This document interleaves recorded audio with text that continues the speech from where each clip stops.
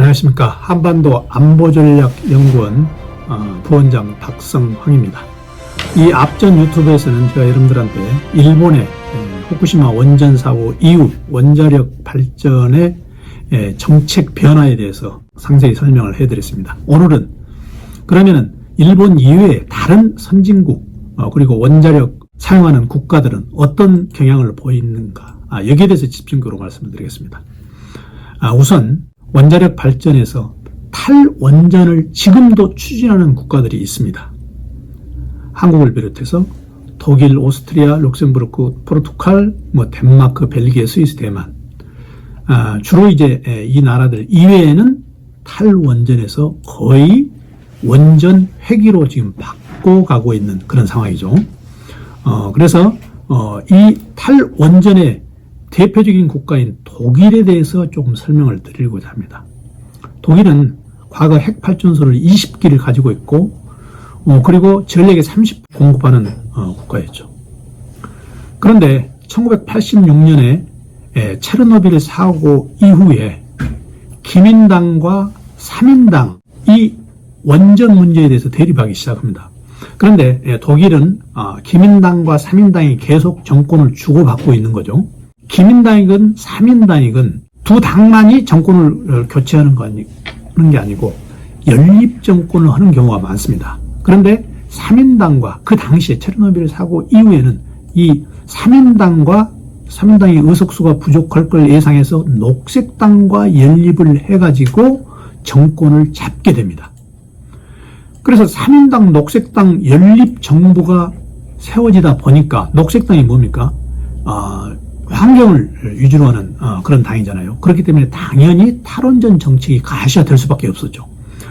그런데 이 탈원전 정책을 사민당, 녹색당 연립정부가 계속 유지되는 한 계속 지속적으로 가게 됩니다. 이게 독일의 이제 특수성인데, 그러다가 2009년에 기민당, 메르켈 총리 아시죠? 메르켈 총리가 집권을 하고 난 다음에는 탈원전 정책을 폐지를 하게 됩니다. 그런데 2011년에 바로 후쿠시마 원전 사고가 났죠. 후쿠시마 원전 사고가 난 다음에 다시 메르켈 정부가 독일의 야당에 집중적으로 공격을 받아가지고 다시 탈원전 정책으로 돌아갑니다.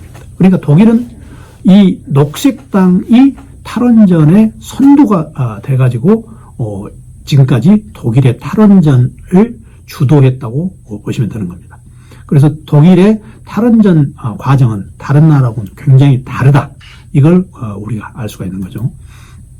독일 이외에는 독일로 아까 말한 오스트리아, 대만, 스위스 이런 한 7, 8개 국가 이외에는 거의 다 원자력 발전에 대해서 지금 원자력 회기로 왔다고 그렇게 우리가 계산을 하면 되겠습니다. 중국 같은 경우에는 원전을 지금 150기를 신규로 건설하려고 그러고 있고, 일본도 20에서 22%로 지금 6%에서 확대를 하고 있고, 인도도 21기를 지금 원전을 추가 건설하려고 했고, 영국은 롤스로이스사에서 SMR 소형 모듈 원자로를 16개를 지금 건설하려고 하고 있습니다. 러시아에도 원전 30기, 그리고 프랑스는 원전 대국이죠. 거의 67%를 원전 전력으로 사용하고 있으니까요.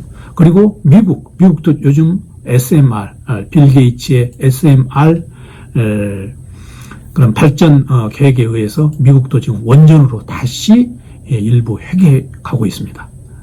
그런데 유일하게 지금 한국이 이 원전 10기를 지금 중단하고자 지금 하고 있는 거죠. IAEA의 2050년 에너지 전망을 보면 2050년에는 최대 892기가와트 정도 원전 설비가 될 거다. 지금은 얼마냐? 393기가와트인데 그러니까 거의 3배는 안 되더라도 2배 반 정도는 30년 동안 더 늘릴 가능성이 있다는 거죠. 갈수록 비중이 더 높아간다는 거죠. 실제 지금 계속 그렇게 하고 있고, 이제 미국부터 하나씩 살펴보겠습니다. 미국은 지금 현재 2개 원전을 건설할 중에 있고 60년 된 걸 지금 최대 100년까지 그 수명을 연장하는 그런 원전도 있고 어떤 건 20년 연장하는 것도 있고 또 최근에 빌 게이츠가 소형 모듈 원자로를 지금 집중적으로 지금 개발을 하고 있죠. 미국의 국가정보국실 DNA가 있습니다. DNA는 사실 한국의 국정원과 비슷한 존재인데 앞으로 기후 안보에서 이 SMR이 원전의 새로운 시대를 지평을 열 거다. 그래서 미래 에너지의 핵심 기술로 지금 복원한 사례가 있습니다. 자, 중국은 지금 현재 13기를 건설 중이고 앞으로 30기를 더 증설하고 또 탄소 중립까지는 중국이 아마 2060년까지 탄소 중립을 할 그런 계획으로 있는데 150기를 더 세운다는 얘기입니다. 중국이 원전을 많이 세운다는 것은 우리한테 엄청난 위험 요소로도 작용할 수가 있습니다. 왜? 이 대부분 중국의 황해 지역에 지금 원전을 세우는 거죠. 황해 지역에서는 바람이 불면은 대부분 북극 지방에서는 35도에서 65도 사이는 대부분 편서풍이 붑니다. 서쪽에서 동쪽으로 부는 거죠. 서고 동적. 지구가 동쪽에서 서쪽으로 돌기 때문에 이 편서풍이 부는 거죠. 북극에서는. 그래서 만약에 원전 사고가 나면 한국이 위험합니다. 한국의 원전은 대부분 어디가 있죠? 한국 원전은 대부분 동해 쪽에 있죠. 동쪽에 있는 원전이 사고가 나면 그 편서풍으로 영향은 일본으로 가는 거죠. 지금 이번에 일본의 후쿠시마 원전도 마찬가지죠. 방사능이 크게 내륙 지방으로 안 오고 태평양 쪽으로 많이 간 이유가 바로 이 편서풍입니다. 그래서 우리는 우리 원전도 중요하지만 중국 원전의 어떤 위험성에 대해서 우리가 각별히 관심을 가져야 됩니다. 최근 유럽에서 전력 사정이 아주 안 좋습니다. 특히 아이리시 해에서 북해의 그 풍력이 약해지고 있습니다. 그래서 이 영국의 전력 가격이 폭등을 했습니다. 뿐만 아니고 지금 우크라이나 전쟁 일촉즉발의 상황이죠. 러시아에서 가스관을 지금 폐쇄를 시킨다고 엄포를 놓고 있죠. 스페인도 그래서 전력 가격이 굉장히 상승을 했습니다. 그래서 유럽 10개국 장관이 지금 작년 10월에 어떤 얘기를 했냐면은 기후변화와 싸울 때 원자력 발전소가 최상의 무기다. 유럽은 이제 원자력이 필요하다. 이게 바로 여러 가지 사항을 감안한 내용입니다. 최근에 청정에너지에 대해서 지금 독일이 반대를 하고 있지만 유럽이 청정에너지가 원전이다. 이 내용을 지금 채택하려고 지금 여러 절차를 지금 밟고 있죠. 아일랜드 풍력은 옛날부터 바람이 세기로 유명합니다. 그런데 이 아일랜드 풍력이 최근 약해져 가지고 이 전력 부족으로 영국이 전력 요금을 올렸는데 사실 우리가 영국의 사례를 굉장히 주시를 해야 됩니다. 왜 그러냐면 영국은 이런 재생에너지에 지금까지 약 47%의 재생에너지로 지금 의존을 해왔는데 최근 영국이 달라졌다는 거죠. 항공에너지를 전문으로 하고 있는 롤스로이스사에서 SMR 개발 투자에 적극적으로 지금 나서고 있습니다. 그래서 영국 정부도 보조를 하고 있고 SMR을 적어도 16기 정도 지금 만든다는 계획이죠. 영국은 지금까지 재생에너지의 강국이었습니다. 47%니까요. 재생에너지가. 그런데 지금 영국이 원자로에 관심을 갖고 지금 박차를 가고 있다는 거 우리한테 여러 가지 시사하는 바가 큽니다. 프랑스는 전통적으로 원자력 국가입니다. 67%를 원전에서 전력을 공급받고 있기 때문에 프랑스가 원전에서 가장 선두주자로 생각을 하면 됩니다.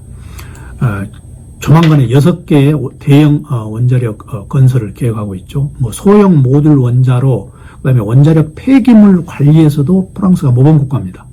여러분들 영화 셀브로 우산에 나오는 셀브루 해안 지역 바로 옆에 있는 라그라는 지역이 있는데 거기에서는 사용 후 핵 연료를 재처리하는 시설로 유명합니다.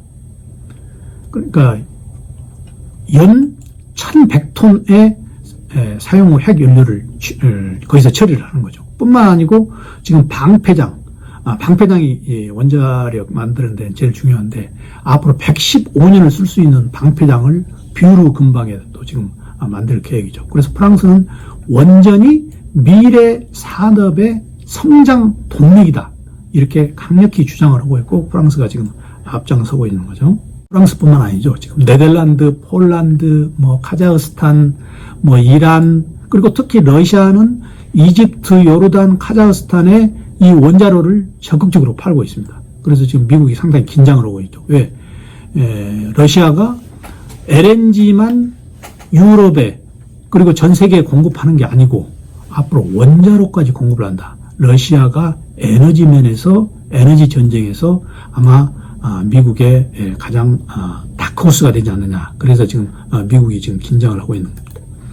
UAE에 우리 한국의 원자력이 건설되어 있습니다. 2012년인가 오래됐는데 그때 건설 허가를 받아가지고 오래 정도 되는데 한국에서 유일하게 원자력 건설한 거죠. 이후에는 지금 원자력 수주가 지금 거의 없는 형태입니다. 한국이 원자력 건설을 어느 정도 하냐면은 프랑스나 미국보다도 절반 가격으로 해준다는 데서 여러 가지 우리의 장점이 있는 거죠. 브라질은 평소에 60%를 수력 발전으로 했는데 이 수력 발전이 이 저수량이 급감해 가지고 또 문제가 생겼습니다. 그래서 결국 브라질도 앞으로 3기 거기다 플러스 알파 원자력을 지금 짓는 그런 계획을 추진하고 있습니다.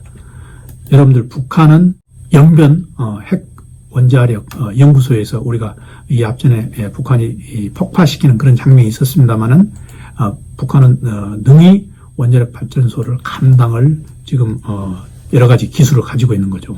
북한도 탄소 저감을 위해서 조력, 풍력, 원자력을 지금 효과적으로 사용하겠다. 그렇게 지금 유엔에다 제출을 해놓고 있습니다.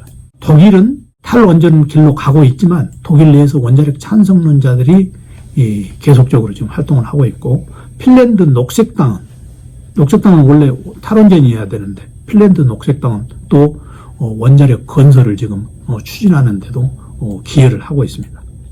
최근 들어서 중국과 러시아가 이 에너지 전쟁을 본격화하기 위해서 중국 원자력 발전소에 러시아 기술을 지금 도입을 하고자 합니다. 우리는 굉장히 이걸 주시해야 됩니다. 만약에 우리가 2030년, 2050년에 LNG 비율을 지금 계획대로 20%, 30%까지 올려서 LNG를 수입하게 될 경우 중국이나 러시아로부터 LNG를 수입하게 될 경우 그 가스관을 잠갔을 때 우리는 완전히 에너지 의존 국가가 되는 겁니다.